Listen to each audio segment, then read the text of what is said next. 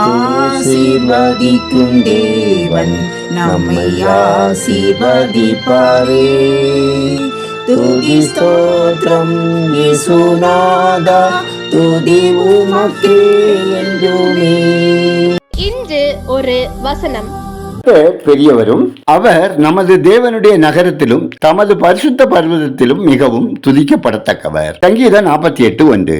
அன்புக்குரியவர்களே, நம்முடைய ஜெப வாழ்க்கையில் தேவனை துதிப்பதை ஒரு பெரிய பங்களிப்பாய் கொண்டிருப்பது அவசியம். அநேக வேளைகளில் நாம் ஜெபத்தில் தேவனை துதிப்பது பற்றி அதிகம் எண்ணுவது இல்லை. நாம் நம்முடைய ஜெபத்தில் அவரை துதிப்பது மிகவும் அவசியம். அல்லேலூயா. கர்த்தருடைய ஊழியக்காரரே, துதியுங்கள், கர்த்தரை துதியுங்கள், இது முதல் என்றென்றைக்கும் கர்த்தருடைய நாமம் ஸ்தோத்தரிக்கப்படத்தக்கது என நாம் வேதத்தில் பார்க்கிறோம். அநேக வேளைகளில் தேவனை துதிப்பதை தொடர்ச்சியான ஒரு வழிமுறையாக கொண்டு இருப்பது இல்லை. தேவனை நாம் எந்த அளவுக்கு துதிக்கிறோமோ அந்த அளவுக்கு அவரை மகிமைப்படுத்துகிறோம். ஸ்தோத்திர பலியிடுகிறவன் என்னை மகிமைப்படுத்துகிறான் என்று தேவன் சொல்லுகிறார். ஆகவே நாம் நம்முடைய வாழ்க்கையில் எல்லா வேளைகளிலும் கர்த்தரை துதித்து தேவனை கீர்த்தனம் பண்ண வேண்டும். நாம் முழு இருதயத்தோடும் தேவனை துதிப்பது நமக்கு இன்பமான ஒன்றாக இருக்க வேண்டும். கர்த்தரை உயர்த்தி அவருடைய மேன்மை, மகத்துவம், வல்லமை, கிருபை எல்லாவற்றையும் நாம் நினைவு கூர்ந்து அவரை உயர்த்தி ஸ்தோத்தரிப்பது அவசியம்.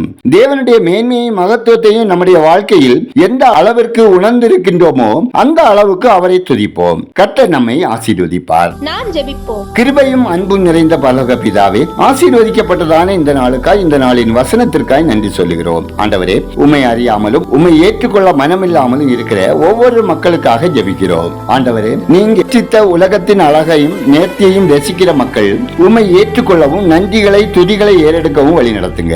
ஆண்டவரே, உம்முடைய கரத்தின் அற்புத கிரியைகளுக்காக துதித்து ஸ்தோத்தரித்து உம்மை மகிமைப்படுத்துகிறவர்களாக நாங்கள் வாழ கிருபை தாங்க.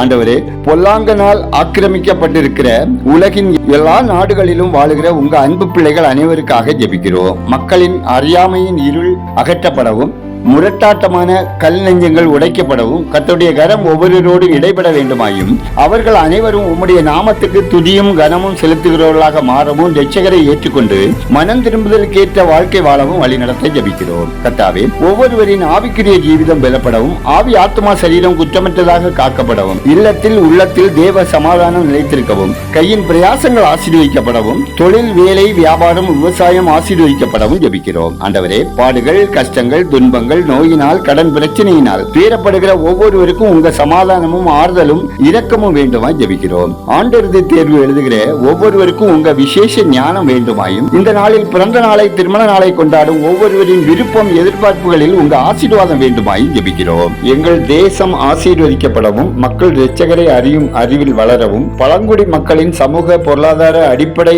வசதிகளை மேம்படுத்த மத்திய அரசு நடவடிக்கை எடுக்கும்படியாகவும், பாலியல் வன்கொடுமையாளர்கள் மனம் திரும்ப சிறு பிள்ளைகளை தேவரீர் விசேஷித்த விதமாக காக்கும்படியாகவும் ஜெபிக்கிறோம். எங்கள் விண்ணப்பத்தை அங்கீகரித்ததற்காக நன்றி சொல்கிறோம். துதி கனமையுமே உமக்கே செலுத்துகின்றோம். இயேசுவின் நாமத்தில் ஜெபிக்கிறோம் எங்கள் ஜெபங்களும் நல்ல பிதாவே. ஆமென்.